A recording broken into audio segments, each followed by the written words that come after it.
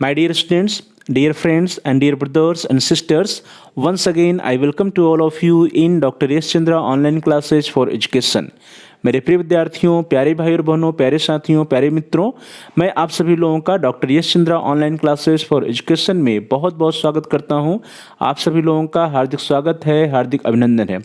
Dear students, BEd second year का जो course है आप सभी लोगों का, उसमें एक महत्वपूर्ण पेपर है, कंपलसरी पेपर है, that is known as principles and methods of teaching, शिक्षण की विधियां एवं सिद्धांत। तो प्रिय विद्यार्थियों, शिक्षण की विधियां एवं सिद्धांत से रिलेटेड मल्टीपल चॉइस क्वेश्चंस या जिसको हम लोग वस्तुनिष्ठ प्रश्न या बहुविकल्पी प्रश्न कहते हैं, इसकी चर्चा हम लोगों ने पिछले क्लास में पिछले वीडियोज में किया था और उसी से रिलेटेड 30 मोस्ट इंपॉर्टेंट क्वेश्चंस का अभ्यास आज हम सभी लोग करेंगे। 30 प्रश्नों का अभ्यास हम लोगों ने पिछले वीडियो में पिछली क्लास में किया था। आज भी 30 अन्य जो मल्टीपल चॉइस क्वेश्चंस हैं, इंपॉर्टेंट मल्टीपल चॉइस क्वेश्चंस हैं, उसका अभ्यास करेंगे जो कि रिलेटेड होंगे टीचिंग एंड लर्निंग, शिक्षण एवं अधिगम से, टाइप्स ऑफ टीचिंग, शिक्षण के प्रकार से, वेरिएबल्स ऑफ टीचिंग, शिक्षण के चरों से संबंधित प्रश्न होंगे। तो चलिए आज की क्लास को हम सभी लोग स्टार्ट करते हैं।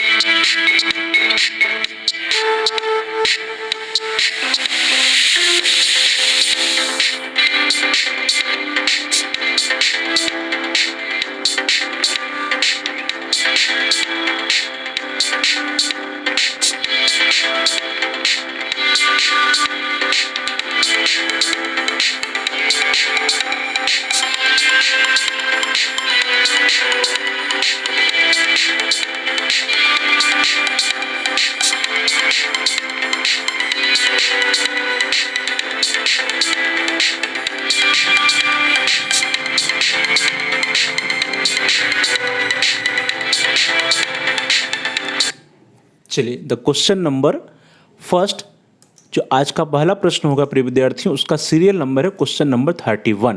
The question number 31 is on your screen. The question is, on the basis of teaching objective, teaching is divided into how many chief parts. शिक्षण उद्देश्यों के आधार पर शिक्षण को कितने प्रमुख भागों में बांटा गया है, यह प्रश्न है। एंड योर ऑप्शंस आर, आपके विकल्प हैं A1, B2, C3 and D4। तो डियर स्टूडेंट्स, आप सभी लोगों ने टीचिंग ऑब्जेक्टिव्स के बारे में पढ़ा होगा, शिक्षण उद्देश्यों के बारे में पढ़ा होगा, ब्लूम्स टेक्सोनॉमी पढ़ी होगी। तो उसके आधार पे जो टीचिंग है या टाइप्स ऑफ टीचिंग कितने प्रकार की होती है, कितने प्रकार के शिक्षण हो सकते हैं, तो वो क्या कितने होंगे? 1 नहीं, 2 नहीं, 4 नहीं, बल्कि कितने प्रकार के हैं? 3 टाइप्स हैं, 3 प्रकार के शिक्षण हो सकते हैं on the basis of teaching objective, या शिक्षण उद्देश्यों के आधार पर शिक्षण के कुल भाग या कुल प्रकार 3 हो सकते हैं। चलिए आगे बढ़ते हैं। The next question, question number 32।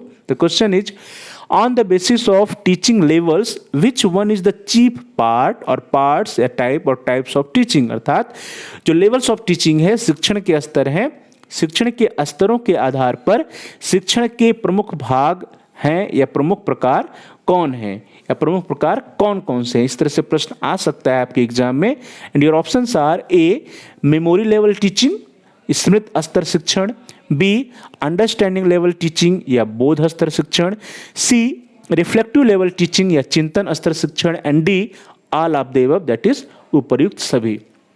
तो प्रिय विद्यार्थियों, आप सभी लोगों ने लेवल्स ऑफ टीचिंग पढ़ा होगा, शिक्षण के स्तरों के बारे में पढ़ा होगा। तो शिक्षण के स्तरों या लेवल्स ऑफ टीचिंग के आधार पर जो टीचिंग के टाइप्स होते हैं, जो प्रकार होते हैं, भाग होते हैं, वो कौन कौन से होते हैं? मेमोरी लेवल ऑफ टीचिंग या स्मृत स्तर शिक्षण तो होता ही है, अंडरस्टैंडिंग लेवल ऑफ टीचिंग बोध स्तर शिक्षण भी होता है, रिफ्लेक्टिव लेवल ऑफ टीचिंग या चिंतन स्तर शिक्षण भी होता है।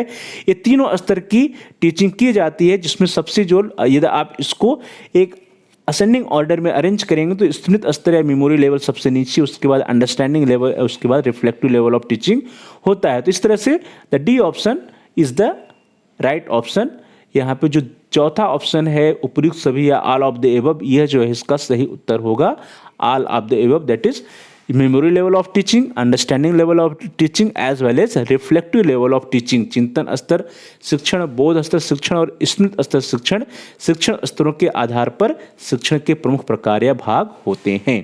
The next question, question number 33। अगला प्रश्न जो है क्वेश्चन नंबर 33 या 33, on the basis of teaching objectives which one is the chief part और पार्ट्स या टाइप्स ऑफ टीचिंग, अर्थात जो टीचिंग ऑब्जेक्टिव्स होते हैं, जो शिक्षण उद्देश्य होते हैं, उन शिक्षण उद्देश्यों के आधार पर शिक्षण का प्रमुख भाग कौन सा है या प्रमुख प्रकार कौन से हैं या कौन कौन से प्रमुख प्रकार हो सकते हैं। एंड योर ऑप्शंस आर, आपके विकल्प हैं ए कॉग्निटिव टीचिंग या ज्ञानात्मक शिक्षण, बी अफेक्टिव टीचिंग या भावात्मक शिक्षण, सी साइकोमोटर टीचिंग या मनोगत्यात्मक शिक्षण, and D all of the above या उपयुक्त सभी। तो डियर स्टूडेंट्स, आप सभी लोगों ने ब्लूम्स की टेक्सोनॉमी पढ़ी होगी, और जब ब्लूम्स की टेक्सोनॉमी पढ़ा था तो आपने उसमें कॉग्निटिव लेवल, अफेक्टिव लेवल या साइकोमोटर लेवल या कॉग्निटिव डोमेन, अफेक्टिव डोमेन और साइकोमोटर डोमेन, ये तीन डोमेन पढ़े होंगे। तो इन्हीं तीनों डोमेन के आधार पर आपके ऑब्जेक्टिव्स बनते हैं, टीचिंग ऑब्जेक्टिव्स या स्पेसिफिक टीचिंग ऑब्जेक्टिव्स बनते हैं। तो यहाँ पे इस शिक्षण उद्देश्यों के आधार पर, टीचिंग ऑब्जेक्टिव्स के आधार पे जो टाइप्स ऑफ टीचिंग हो सकता है या फॉर्म्स ऑफ टीचिंग हो सकता है, दैट इज कॉग्निटिव टीचिंग या ज्ञानात्मक शिक्षण हो सकता है, अफेक्टिव टीचिंग या भावात्मक शिक्षण हो सकता है, साइकोमोटर टीचिंग या मनोगत्यात्मक शिक्षण भी हो सकता है। इन this way the option D, that is all of the above या उपयुक्त सभी जो है यह सही है। तो यहाँ पे D option is the right option. Now the next question, question number 34।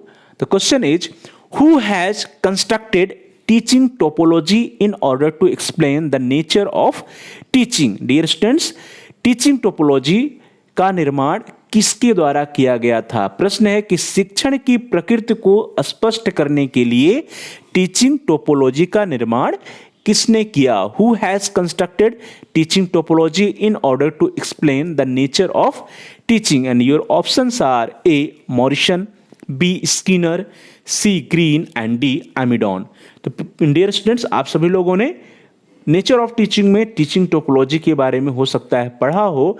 तो जो टीचिंग टोपोलॉजी है वो किसके द्वारा बनाया गया? That is not created by Morrison, not by Skinner, not by Amidon, that was constructed by Green. So the teaching topology is constructed by green.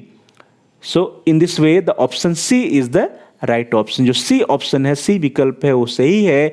शिक्षण की प्रकृति को स्पष्ट करने के लिए टीचिंग टोपोलॉजी का निर्माण ग्रीन जी के द्वारा किया गया। Green constructed teaching topology in order to explain the nature of teaching. The next question, question number 35। अगला प्रश्न आपकी स्क्रीन पर आ रहा है dear students. The question number 35। The question is the 4 specific levels in Green's teaching process are. Green की शिक्षण प्रक्रिया के 4 विशिष्ट स्तर हैं। पिछले प्रश्न में हम सभी लोगों ने यह पढ़ा कि ग्रीन्स ने जो नेचर ऑफ टीचिंग है उसको एक्सप्लेन करने के लिए टीचिंग टोपोलॉजी को बनाया था, टीचिंग टोपोलॉजी को कंस्ट्रक्ट किया था, उसकी रचना की थी। उसी प्रश्न से रिलेटेड यहाँ पर प्रश्न है कि the 4 specific levels in Green's teaching process are, या ग्रीन की शिक्षण प्रक्रिया के 4 विशिष्ट स्तर हैं। वे स्तर कौन कौन से हैं ये आपको बताना है। Your options are A conditioning, training, instruction and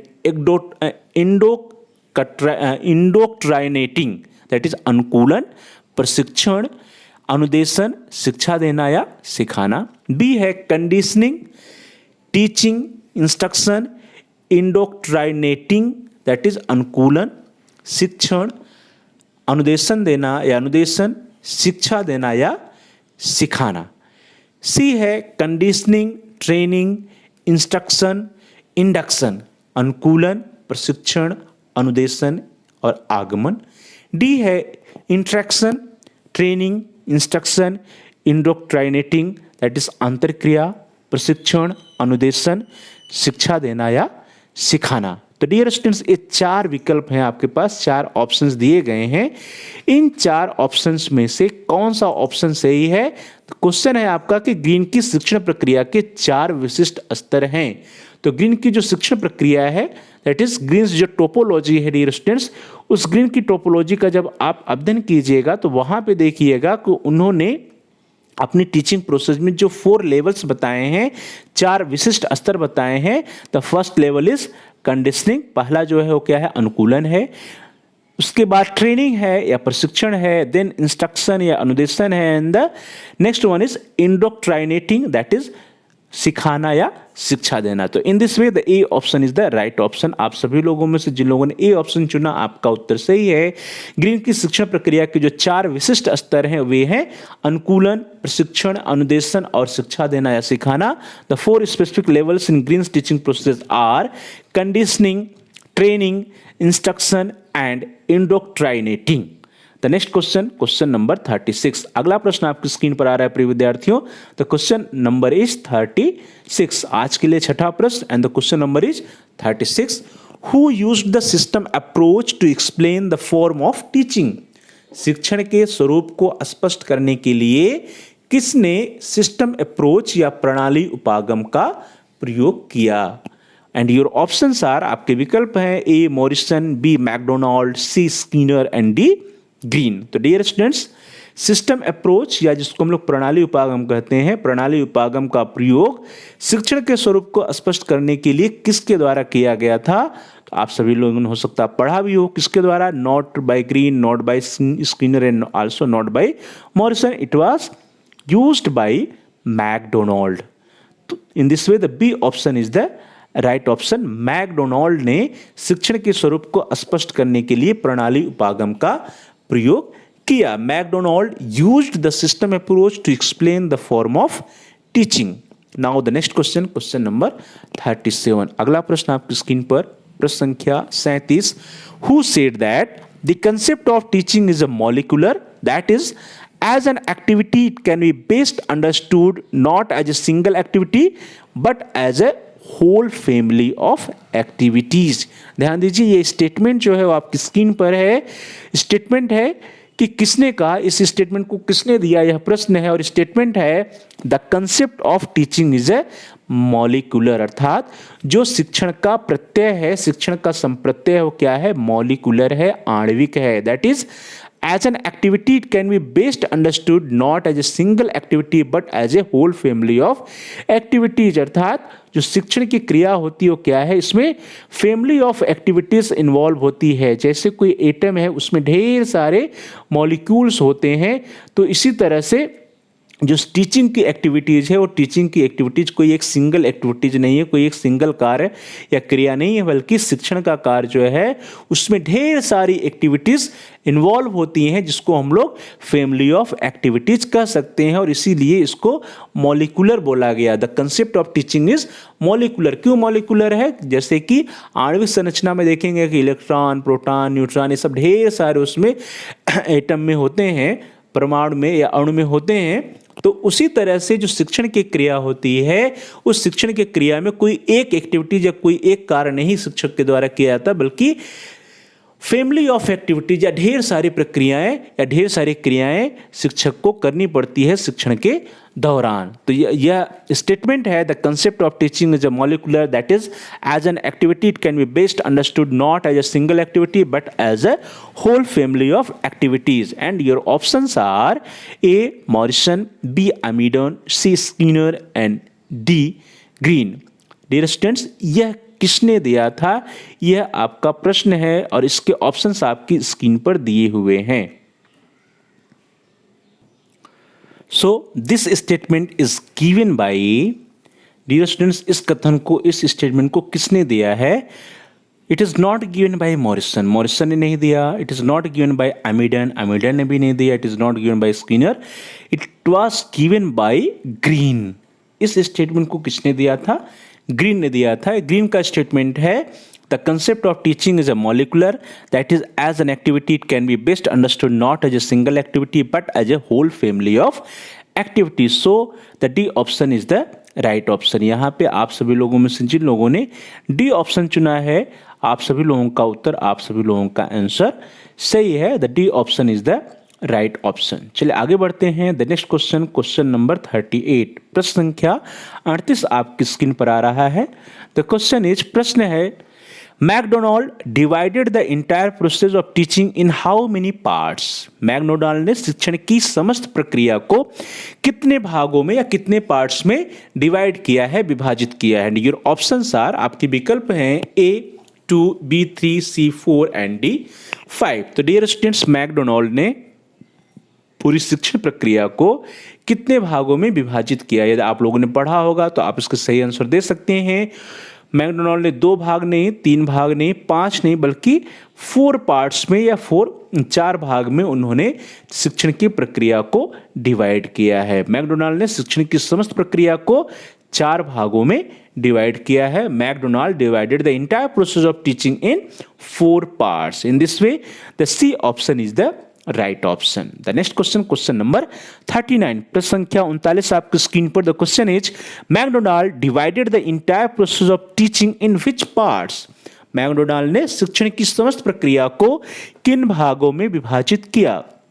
पिछले प्रश्न में जो हम लोगों ने देखा कि मैकडोनाल्ड ने पूरी शिक्षण प्रक्रिया को 4 भागों में डिवाइड किया, तो यहां पे प्रश्न उसी से रिलेटेड है कि वे कौन कौन से पार्ट्स हैं। And your options are, A curriculum, instruction, training, teaching, पाठ्यक्रम, अनुदेशन, शिक्षण एवं अधिगम। B syllabus, instruction, teaching and learning, पाठ्यवस्तु, अनुदेशन, प्रशिक्षण एवं शिक्षण। सी है, डियर स्टूडेंट्स, यहाँ पे यदि आप बी को देखेंगे तो बी में है syllabus, instruction, teaching and learning, अर्थात यहाँ पे हो जाएगा, इसका हिंदी होगा पाठ्यवस्तु, अनुदेशन, शिक्षण एवं अधिगम, शिक्षण एवं अधिगम। डियर स्टूडेंट्स, यहाँ पे जो ए ऑप्शन है, ए ऑप्शन में हिंदी में पाठ्यक्रम, अनुदेशन, प्रशिक्षण एवं शिक्षण। B syllabus, instruction, teaching and learning, that is पाठ्यवस्तु, अनुदेशन, शिक्षण एवं अधिगम। And the C option is curriculum, instruction, training, learning, that is पाठ्यक्रम, अनुदेशन, प्रशिक्षण, अधिगम। And the D option is curriculum, instruction, teaching and learning, that is पाठ्यक्रम, अनुदेशन, शिक्षण एवं अधिगम। ये आपके ऑप्शंस हैं, ये आपके विकल्प हैं। The question is, McDonald divided the entire process of teaching in which parts. McDonald ने शिक्षण की समस्त क्रिया या प्रक्रिया को किन भागों में विभाजित किया। यदि आप लोगों ने पढ़ा होगा मैकडोनाल्ड की जो टीचिंग प्रोसेस है, तो उसमें आप लोगों ने देखा होगा कि मैकडोनाल्ड ने समस्त शिक्षण की प्रक्रिया को 4 भागों में विभाजित किया है। And the 4 process are, 4 parts are, the first is curriculum, instruction, teaching and learning, पाठ्यक्रम, अनुदेशन, शिक्षण एवं अधिगम। ये 4 पार्ट्स हैं, 4 भाग हैं पूरी समस्त शिक्षण प्रक्रिया की अकॉर्डिंग टू मैकडोनाल्ड। तो डियर स्टूडेंट्स, इस तरह से the D option is the right option. McDonald divided the entire process of teaching in curriculum, instruction, teaching and learning, पाठ्यक्रम, अनुदेशन, शिक्षण एवं अधिगम। इन 4 भागों में मैकडोनाल्ड ने समस्त शिक्षण प्रक्रिया को विभाजित किया है। चलिए आगे बढ़ते हैं। अगला प्रश्न आपकी स्क्रीन पर आ रहा है, दैट इज क्वेश्चन नंबर 40। अगला प्रश्न है प्रश्न संख्या 40। द क्वेश्चन इज, प्रश्न है, on the basis of political system teaching is divided into how many chief parts. शासन प्रणाली के आधार पर शिक्षण को कितने भागों में बांटा गया है। यह प्रश्न है प्रिय विद्यार्थियों, और इसके ऑप्शंस हैं आपकी स्क्रीन पर। तो options are A1, B2, C3 and D4। तो शासन प्रणाली के आधार पर शिक्षण को कितने भागों में बांटा गया प्रिय विद्यार्थियों? 1 नहीं, 2 नहीं, 4 नहीं, बल्कि 3 भागों में बांटा गया है। और इसके बारे में हम सभी लोगों ने पिछली क्लास में चर्चा कर लिया था। 3 भाग कौन कौन से थे? Autocratic, democratic and laissez faire. तो autocratic teaching, democratic teaching and laissez faire teaching, तो 3 भाग हो सकते हैं शासन प्रणाली के आधार पर। So in this way the C option is the right option. चलिए आगे बढ़ते हैं। अगला प्रश्न आपकी स्क्रीन पर है, on the basis of political system teaching is divided into which chief parts. शासन प्रणाली के आधार पर शिक्षण को किन प्रमुख भागों में बांटा गया है। हम लोग लास्ट क्वेश्चन में भी इसके बारे में चर्चा किया। Your options are A autocratic teaching एक तंत्री शिक्षण, बी डेमोक्रेटिक टीचिंग लोकतंत्री शिक्षण, सी लेसोस्फियर टीचिंग या हस्तक्षेप रहित शिक्षण, and D all of the above या उपयुक्त सभी। तो इसके बारे में हम लोगों ने चर्चा किया here the D option is the right option. शासन प्रणाली के आधार पर हम शिक्षण को एक तंत्री शिक्षण, लोकतंत्री शिक्षण और हस्तक्षेप रहित शिक्षण में विभाजित कर सकते हैं। That is autocratic, democratic and laissez faire types of teaching. In this way the D option is the right option. The next question, question number 42 is on your screen and the question is on the basis of educational activities, ध्यान दीजिए, on the basis of educational activities teaching is divided into how many steps। यहाँ पे ध्यान दीजिए, प्रश्न है कि शैक्षिक क्रियाओं के आधार पर शिक्षण को कितने पदों में बांटा गया है। तो शैक्षिक क्रियाओं या एजुकेशनल एक्टिविटीज के आधार पर टीचिंग को कितने स्टेप्स में बांटा गया है, ये ऑप्शन से है और आपके यह प्रश्न है और आपके ऑप्शंस हैं, विकल्प हैं A1, B2, C3 and D4। तो प्रिय विद्यार्थियों, शैक्षिक क्रियाओं के आधार पर शिक्षण को कितने पदों में बांटा गया है? एक नहीं, दो नहीं, चार नहीं, 3 पदों में बांटा गया। So here the C option is the right option. जो सी ऑप्शन है वो सी ऑप्शन सही है। अगला प्रश्न आपकी स्क्रीन पर आ रहा है द क्वेश्चन नंबर 43। प्रश्न संख्या 43 कहता है कि on the basis of educational activities teaching is divided into which steps. शैक्षिक क्रियाओं के आधार पर शिक्षण को किन प्रमुख पदों में बांटा गया है। जो पिछले क्वेश्चन में, लास्ट क्वेश्चन में हम लोगों ने चर्चा किया, उसी से रिलेटेड ये प्रश्न है। यह क्वेश्चन है कि on the basis of educational activities, अर्थात शैक्षिक क्रियाओं के आधार पर teaching is divided into which steps, शिक्षण को किन प्रमुख पदों में बांटा गया है। And your options are A presentation या प्रस्तुतिकरण, बी डिमॉन्स्ट्रेशन या प्रदर्शन, सी एक्शन और डूइंग कार्य करना, and D all of the above या उपयुक्त सभी।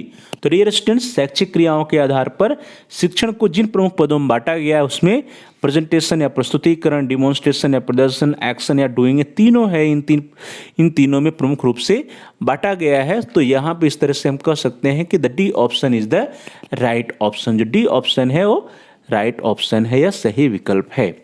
The next question, question number 44। अगला प्रश्न है आपकी स्क्रीन पर, प्रश्न संख्या 44 से 44। On the basis of educational system teaching is divided into how many parts. ध्यान दीजिए, शैक्षिक व्यवस्था या एजुकेशनल सिस्टम के आधार पर शिक्षण को कितने भागों में बांटा गया है। एंड योर ऑप्शंस आर 1, 2, 3 और 4।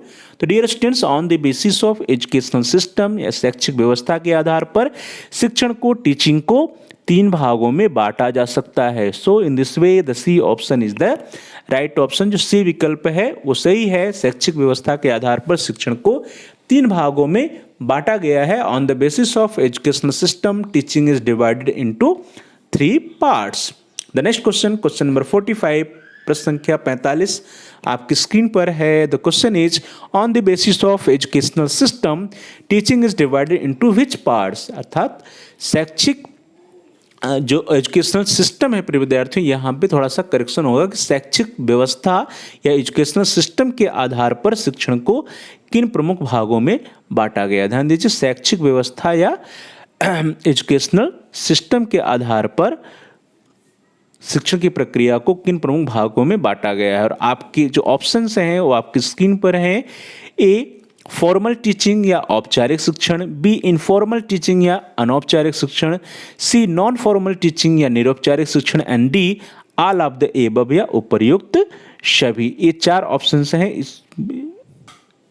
इन चारों विकल्पों में से चारों ऑप्शंस को यह ध्यान से देखा जाए तो on the basis of educational system या शैक्षिक व्यवस्था के आधार पर शिक्षण को जिन प्रमुख भागों में बांटा गया है उनमें फॉर्मल टीचिंग या औपचारिक शिक्षण होता है। जैसा कि हम लोग फॉर्मल एजुकेशन की बात करते हैं तो फॉर्मल एजुकेशन में जो टीचिंग होती है दैट इज़ फॉर्मल टीचिंग। उसके साथ साथ इनफॉर्मल टीचिंग या अनौपचारिक शिक्षण भी होता है और नॉन फॉर्मल टीचिंग या निरौपचारिक शिक्षण भी होता है। तो ये 3 प्रमुख प्रकार हैं on the basis of educational system या शैक्षिक व्यवस्था के आधार पर। तो इस प्रकार से the D option is the right option, उपर्युक्त सभी। अर्थात औपचारिक शिक्षण, अनौपचारिक शिक्षण और निरौपचारिक शिक्षण ये 3 प्रमुख भाग हैं जिनको कि शैक्षिक व्यवस्था के आधार पर बांटा गया है। On the basis of educational system teaching is divided into formal teaching, informal teaching, non formal teaching. Informal, formal and non formal, ये 3 प्रकार हैं टीचिंग के। The next question, question number 46, अगला प्रश्न, प्रश्न संख्या 46, on the basis of nature of teaching, अर्थात शिक्षण की प्रकृति या स्वरूप के आधार पर teaching is divided into which part, शिक्षण के स्वरूप के आधार पर शिक्षण को किन प्रमुख भागों में बांटा गया है। एंड योर ऑप्शंस आर, आपके विकल्प हैं, ए डिस्क्रिप्टिव टीचिंग या वर्णनात्मक शिक्षण, बी डायग्नोस्टिक टीचिंग या निदानात्मक शिक्षण, सी रिमेडियल टीचिंग या उपचारात्मक शिक्षण, and D all of the above, उपर्युक्त सभी। तो डियर स्टूडेंट्स, ये चारों ऑप्शंस, चारों विकल्प आपकी स्क्रीन पर हैं, आपको सही आंसर चुनना है। तो on the basis of nature of teaching या शिक्षण के स्वरूप के आधार पर जो शिक्षण की प्रक्रिया है उसको हम 4 भागों में बांट सकते हैं शिक्षण को, टीचिंग को। द फर्स्ट इज 3 भागों में बांटा जा सकता है प्रिय विद्यार्थियों। The first is descriptive teaching या वर्णनात्मक शिक्षण, द सेकेंड इज निदानात्मक शिक्षण या diagnostic teaching, and the third one is remedial teaching या उपचारात्मक शिक्षण। तो ये 3 प्रमुख भाग हैं जो शिक्षण के स्वरूप के आधार पर शिक्षण को इन प्रमुख भागों में बांटा जा सकता है, वर्णनात्मक शिक्षण, निदानात्मक शिक्षण और उपचारात्मक शिक्षण। That is descriptive teaching, diagnostic teaching and remedial teaching are the major 3 parts of teaching according to the nature of teaching or on the basis of nature of teaching। शिक्षण के स्वरूप के आधार पर शिक्षण को हम 3 प्रमुख भागों में बांट सकते हैं, वर्णनात्मक शिक्षण, निदानात्मक शिक्षण एंड उपचारात्मक शिक्षण। तो इस प्रकार से the D option is the right option, जो यहाँ पे डी ऑप्शन है, डी विकल्प है, वो सही है। The next question, question number 47, the question is, प्रश्न है प्रिय विद्यार्थियों, the independent variable of teaching is, शिक्षण प्रक्रिया में स्वतंत्र चर होता है। जो टीचिंग की प्रोसेस होती है, जो शिक्षण की प्रक्रिया होती है, उस शिक्षण की प्रक्रिया में जो चर होते हैं उन चरों में एक इंडिपेंडेंट चर भी होता है। और इंडिपेंडेंट चर के रूप में क्या होता है, कौन इंडिपेंडेंट चर का रोल अदा करता है टीचिंग प्रोसेस में, यह प्रश्न है कि शिक्षण प्रक्रिया में स्वतंत्र चर होता है।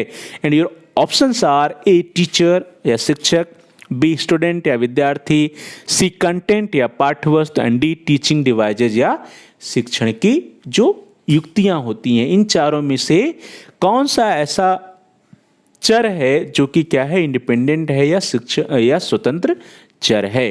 तो डियर स्टूडेंट्स, शिक्षण की प्रक्रिया में जो स्वतंत्र चर होता है वो क्या होता है, शिक्षक होता है, टीचर होता है। So here A option is the right option, the independent variable of teaching is teacher. शिक्षण की प्रक्रिया में स्वतंत्र चर शिक्षक होता है। तो in this way the A option is the right option. The next question, question number 48, the question is, according to which education system a teacher functions like a guide और director and lays emphasis on self discipline. बहुत ही important question है। किस शिक्षा प्रणाली के अनुसार शिक्षक केवल पथ प्रदर्शक या निर्देशक के रूप में कार्य करता है और स्व अनुशासन पर बल देता है। एंड योर ऑप्शंस आर, आपके विकल्प हैं, ए ऑटोक्रेटिक एजुकेशन या एक तंत्री शिक्षा, बी डेमोक्रेटिक एजुकेशन या लोकतंत्री शिक्षा, सी लेसर एजुकेशन या हस्तक्षेप रहित शिक्षा, and D all of the above या उपर्युक्त सभी। तो डियर स्टूडेंट्स, किस शिक्षा प्रणाली के अनुसार शिक्षक केवल पथ प्रदर्शक या निर्देशक के रूप में कार्य करता है और स्व अनुशासन पर बल देता है? A teacher functions like a guide और director and lays emphasis on self discipline. तो प्रिय विद्यार्थियों, यह जो विशेषता है शिक्षक की वह एक तंत्री शिक्षा और हस्तक्षेप रहित शिक्षा में नहीं है, बल्कि यह किस में है? It is the characteristics of democratic education teacher. लोकतंत्री शिक्षा में जो शिक्षक होता है वह क्या होता है? वह केवल पथ प्रदर्शक या निर्देशक के रूप में कार्य करता है और विद्यार्थियों में स्व अनुशासन पर बल देता है। So in this way the B option is the right option, democratic education. In democratic education, a teacher functions like a guide or director and lays emphasis on self-discipline. Now the next question, question number 49. The प्रश्न संख्या 49, the dependent variable of teaching is, शिक्षण प्रक्रिया में जो dependent variable होता है, आश्रित चर होता है, वह कौन सा है या कौन होता है आश्रित चर के रूप में? And your options are, A teacher या शिक्षक, बी स्टूडेंट या विद्यार्थी, सी टीचिंग मेथड्स या शिक्षण विधियां, एंड डी टीचिंग डिवाइसेज या शिक्षण युक्तियां। तो डियर स्टूडेंट्स, आश्रित चर की यहाँ पे बात की जा रही है, डिपेंडेंट वेरिएबल की। तो पिछले प्रश्न में हम लोगों ने देखा था कि जो टीचर है, शिक्षक है, वो क्या है, एक इंडिपेंडेंट वेरिएबल है। तो ए ऑप्शन तो होने से रहा। सी और डी भी डिपेंडेंट नहीं है, बल्कि the B option that is student या विद्यार्थी जो हमारे होते हैं, विद्यार्थी शिक्षण प्रक्रिया में आश्रित चर होते हैं, वे शिक्षक के ऊपर आश्रित होते हैं। The dependent variable of teaching is students. जो विद्यार्थी होते हैं, हमारे स्टूडेंट होते हैं, वे क्या होते हैं, शिक्षण की प्रक्रिया में आश्रित चर होते हैं या डिपेंडेंट वेरिएबल होते हैं। तो in this way the B option is the right option. जो बी विकल्प है स्टूडेंट, यह सही उत्तर है। The next question, question number 50, अगला प्रश्न संख्या 50, who remains more active in diagnostic functions of teaching variables. शिक्षण चरों के निदानात्मक कार्य में कौन अधिक क्रियाशील रहता है। एंड योर ऑप्शंस आर, आपके विकल्प हैं, ए टीचर या शिक्षक, बी स्टूडेंट या विद्यार्थी, सी टीचिंग मेथड शिक्षण विधियां, एंड डी टीचिंग डिवाइसेज या शिक्षण युक्तियां। तो डियर स्टूडेंट्स, जो शिक्षण के चर का जो निदानात्मक कार्य है, शिक्षण चरों का जो निदानात्मक कार्य है, डायग्नोस्टिक फंक्शंस है, उस क्रिया में अधिक क्रियाशील कौन रहता है। पूरा का पूरा निदान करने का, डायग्नोसिस करने का कार्य किसका होता है, वो कार्य टीचर का होता है, शिक्षक का होता है। इसीलिए जो सबसे अधिक क्रियाशील होता है वो कौन होता है, शिक्षक होता है या टीचर होता है। इन this way the A option is the right option. शिक्षण चरों के निदानात्मक कार्य में शिक्षक अधिक क्रियाशील रहता है। Teachers remains more active in diagnostic functions of teaching variables. The next question, question number 51, प्रश्न संख्या 51 आपकी स्क्रीन पर। The question is intervening variables of teaching are. शिक्षण प्रक्रिया में हस्तक्षेपी चर होते हैं। कौन कौन से हस्तक्षेपी चर होते हैं, इंटरवीनिंग वेरिएबल्स होते हैं, यह प्रश्न है।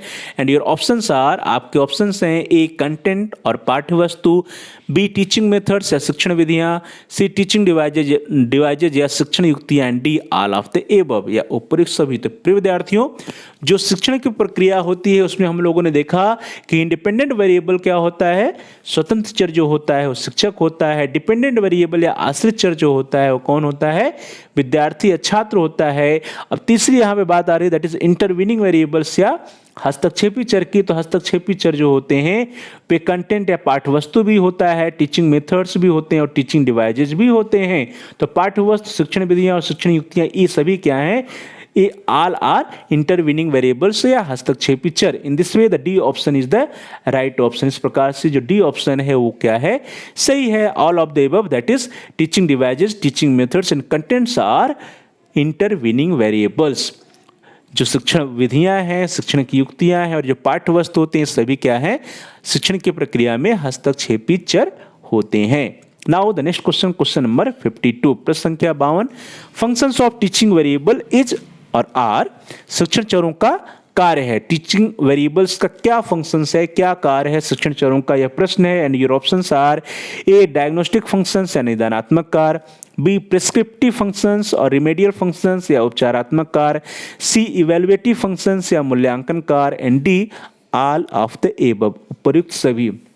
तो डियर स्टूडेंट्स, जो शिक्षण चरों का जो कार्य होता है, जो फंक्शंस ऑफ टीचिंग वेरिएबल्स होते हैं, वे जो फंक्शंस हैं, वे जो कार्य हैं, वे डायग्नोस्टिक फंक्शंस या निदानात्मक कार्य भी हैं, प्रिस्क्रिप्टिव या रिमेडियल फंक्शंस या उपचारात्मक कार्य भी हैं, इवैल्यूएटिव फंक्शंस या मूल्यांकन के कार्य भी होते हैं टीचिंग वेरिएबल्स के। इन this way all of the above, that is the D option is the right option. शिक्षण चरों का जो कार्य है वो निदानात्मक, उपचारात्मक और मूल्यांकन, ये तीनों है। The functions of teaching variable are diagnostic functions, prescriptive और remedial functions as well as evaluative functions. Now the next question, question number 53, अगला प्रश्न, प्रश्न संख्या 53, which value is respected in democratic teaching.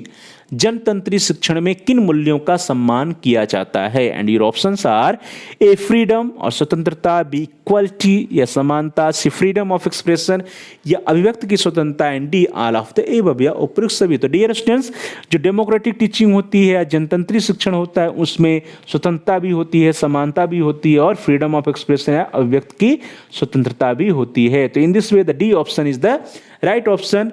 In democratic education या in democratic teaching, the value of freedom, value of equality and value of freedom of expressions are respected. जनतंत्रीय शिक्षण में स्वतंत्रता के मूल्य, समानता के मूल्य और अभिव्यक्ति की स्वतंत्रता के मूल्यों का सम्मान होता है, किया जाता है। Now the next question, question number 54।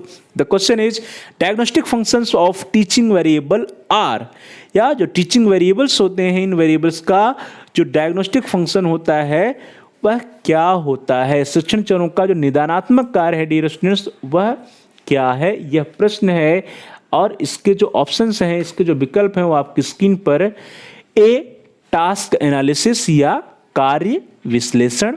B, content analysis या पाठ सामग्री विश्लेषण, पाठ वस्तु विश्लेषण। सी, एनालिसिस ऑफ टीचिंग प्रॉब्लम या शिक्षण की समस्या का विश्लेषण करना।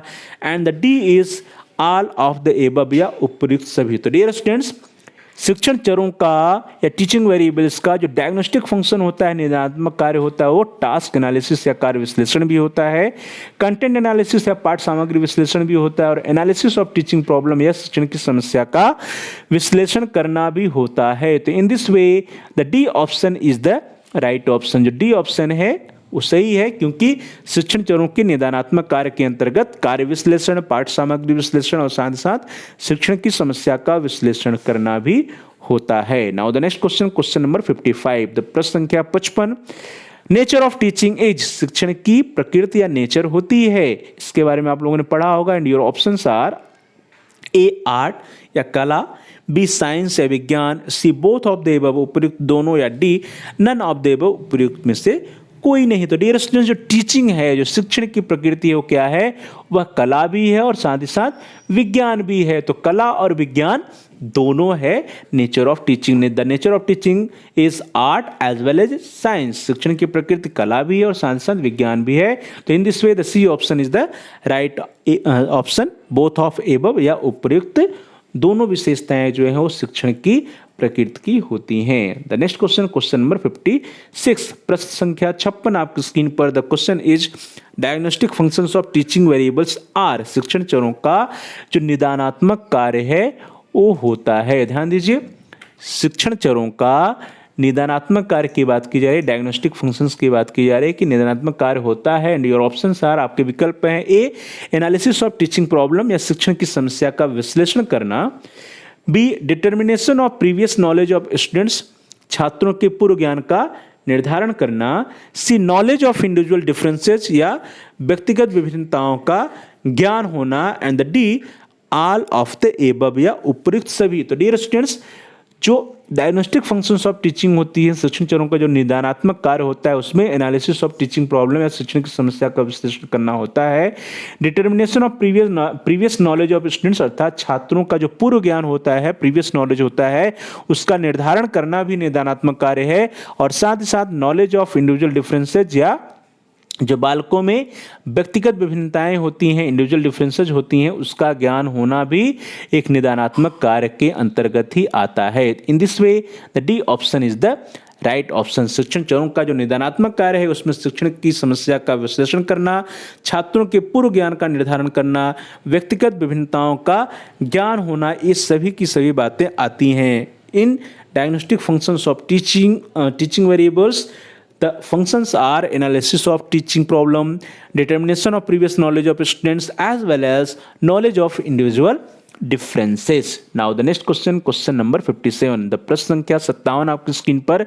The question is forms of teaching are। शिक्षण के रूप हैं, शिक्षण के रूप कौन कौन से हैं? Your options are A, training या प्रशिक्षण, B, इंस्ट्रक्शन या अनुदेशन, C, डिलीवरी और प्रेजेंटेशन दैट इज प्रतिपादन या प्रस्तुतिकरण, and the D is all of the above, उपयुक्त में से सभी। तो डियर स्टूडेंट्स, यदि हम लोग बात करते हैं शिक्षण के रूप की या शिक्षण के रूप या फॉर्म्स ऑफ टीचिंग की, तो फॉर्म्स ऑफ टीचिंग में देखा जाए तो शिक्षण का जो रूप होता है उसमें प्रशिक्षण भी होता है, उसमें अनुदेशन भी होता है, उसमें प्रस्तुतिकरण भी होता है। ट्रेनिंग, इंस्ट्रक्शन, डिलीवरी और presentation, all these are the forms of teaching. In this way the D option is the right option. D option जो है वो सही है, क्योंकि शिक्षण के रूप के अंतर्गत प्रशिक्षण, अनुदेशन, प्रतिपादन या प्रस्तुतिकरण, ये तीनों आते हैं इन फॉर्म्स ऑफ टीचिंग।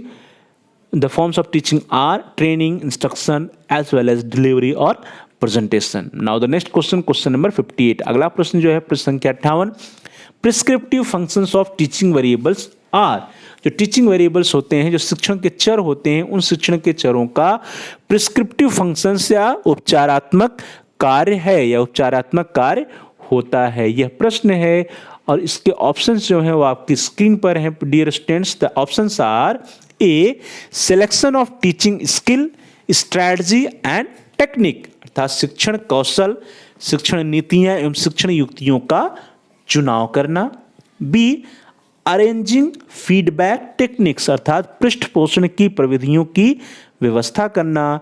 सी है प्रिस्क्रिप्शन अकॉर्डिंग टू डायग्नोसिस, अर्थात निदान के अनुसार उपचार करना। And D is all of the above, या उपर्युक्त सभी। तो डियर स्टूडेंट्स, जो शिक्षण के चरों का या टीचिंग वेरिएबल्स का जो उपचारात्मक कार्य है, जो प्रिस्क्रिप्टिव फंक्शंस है, उस फंक्शंस की यदि हम लोग बात करते हैं तो उस फंक्शंस के अंतर्गत शिक्षण कौशल, नीति एवं युक्त का चुनाव करना, that is selection of teaching skill, strategy and techniques, ये आता है। इसी के साथ साथ अरेंजिंग फीडबैक टेक्निक्स या पृष्ठपोषण की प्रविधियों की व्यवस्था करना भी आता है। और साथ ही साथ प्रिस्क्रिप्शन अकॉर्डिंग टू डायग्नोसिस, या निदान के अनुसार उपचार करना भी आता है। तो in this way the D option is the right option. जो डी ऑप्शन है वो सही है, क्योंकि शिक्षण चरणों के उपचारात्मक कार्य के अंतर्गत शिक्षण कौशल, नीति एवं युक्त का चुनाव करना, पृष्ठपोषण की प्रविधियों की व्यवस्था करना और निदान के अनुसार उपचार करना, इस सभी बातें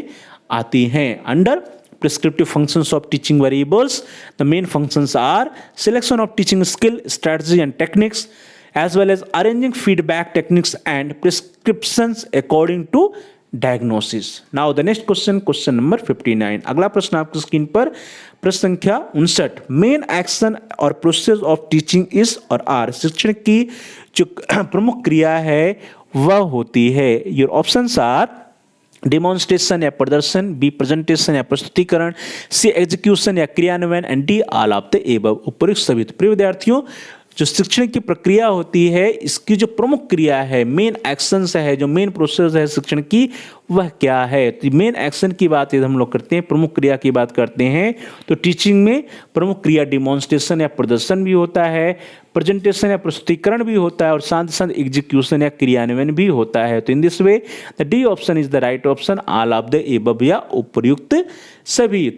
Here the D option is the right option. शिक्षण की प्रमुख क्रिया के अंतर्गत प्रदर्शन, प्रस्तुतिकरण, क्रियान्वयन, that is demonstration, presentation and execution, ये सभी के सभी आते हैं।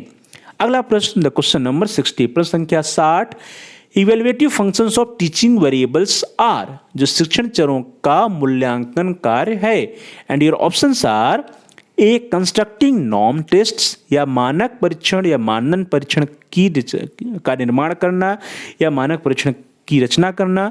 बी, इवेल्युएटिंग बिहेवियरल चेंज, व्यवहार परिवर्तन का मूल्यांकन करना, इवेल्युएशन करना। C, both of the above, उपर्युक्त दोनों। And D, none of the above, या उपर्युक्त में से कोई नहीं। तो डियर स्टूडेंट्स, जो इवेल्युएटिव फंक्शंस ऑफ टीचिंग है वेरिएबल्स है, या शिक्षण के चरों का जो मूल्यांकन का कार्य है, उस मूल्यांकन के अंतर्गत कंस्ट्रक्शन ऑफ नॉर्म्स टेस्ट्स, या मानक या मापदंड परीक्षण की रचना करना, निर्माण करना तो होता ही है, और साथ ही साथ इवेल्युएटिंग बिहेवियरल चेंजेस, अर्थात बालक के व्यवहार में जो परिवर्तन आता है, उस व्यवहार परिवर्तन का मूल्यांकन करना भी होता है। तो in this way the C option is the right option, उपर्युक्त दोनों। So the evaluative functions of teaching variables are constructing norms tests as well as evaluating behavioral changes, that is मानक या मानदंड परीक्षण की रचना करना और साथ ही साथ व्यवहार परिवर्तन का मूल्यांकन करना, ये दोनों कार्य हैं। सो इस प्रकार से the C option is the right option, both of the above, या उपर्युक्त दोनों। डियर स्टूडेंट्स, इस प्रकार से हम सभी लोगों ने आज की क्लास में 30 महत्वपूर्ण मल्टीपल चॉइस क्वेश्चन या बहुविकल्पी प्रश्न के बारे में चर्चा किया, जो कि टीचिंग एंड लर्निंग से रिलेटेड था, जो कि आपके कोर्स का जो पेपर है, 5वां पेपर है, उससे रिलेटेड था। आप सभी लोगों का बहुत बहुत धन्यवाद। Thanks for watching, thanks to all of you. Please like, share and comment on the video. प्रिय विद्यार्थियों, प्यारे भाई और बहनों, प्यारे साथियों, आप सभी लोग इस वीडियो को लाइक करिए और इस वीडियो को अधिक से अधिक अपने फ्रेंड सर्किल में, दोस्तों के साथ, सहपाठियों के साथ शेयर कीजिए, जिससे कि वे भी इस वीडियो का लाभ उठा सकें, उनका भी अध्ययन कार्य सुचारू रूप से बढ़ सके, सुचारू रूप से आगे चल सके। इसके लिए ज़रूरी है कि आप इस वीडियो को उन तक शेयर करिए और साथ ही साथ यदि आपका कोई बहुमूल्य सुझाव है या कोई प्रश्न है, कोई समस्या है, तो आप उसको कमेंट्स के द्वारा हम तक पहुंचा सकते हैं। हम आपके प्रश्नों का उत्तर देने का प्रयास करेंगे, आपकी समस्याओं का समाधान करने का प्रयास करेंगे और साथ ही साथ जो भी आपके वैल्यूएबल सजेशंस आएंगे उन सुझावों पर अनुपालन भी करने का प्रयास करेंगे। तो please like share and comment on the video, also subscribe the channel. आप सभी प्यारे भाई और बहनों में से, प्रिय विद्यार्थियों, प्रिय साथियों में से जिन लोगों ने अभी तक चैनल को सब्सक्राइब नहीं किया है, कृपया आप चैनल को सब्सक्राइब कर लीजिए, जिससे कि आप अपने कोर्स से रिलेटेड सभी एजुकेशनल वीडियोज को आसानी से प्ले लिस्ट में जा करके सर्च कर पाएँ, आसानी से अपने कोर्स से रिलेटेड वीडियोज को ढूंढ पाएँ। इसके लिए जरूरी है कि आप चैनल को सब्सक्राइब कर लीजिए और साथ ही साथ जहां सब्सक्राइब लिखा है उसके बगल में एक बेल का आइकन है, उस घंटी के आकार को प्रेस करिए, बेल के आइकन को प्रेस करिए। उसको दबाने पे कुछ ऑप्शंस आते हैं, उन ऑप्शंस में से आप ऑल के ऑप्शन को सिलेक्ट कर लीजिए। इससे यह होगा कि आपके कोर्स से रिलेटेड जितने भी नए एजुकेशनल वीडियोज आएंगी उसकी सूचना, उसके नोटिफिकेशंस आपको समय से मिल जाएगा और आपका कोई भी वीडियो मिस नहीं होगा। तो प्यारे भाई और बहनों, प्रिय विद्यार्थियों, प्रिय साथियों, please like share and comment on the video, also subscribe the channel and press the bell icon all. आप सभी लोगों का बहुत बहुत धन्यवाद। Thanks for watching. Thanks to all of you.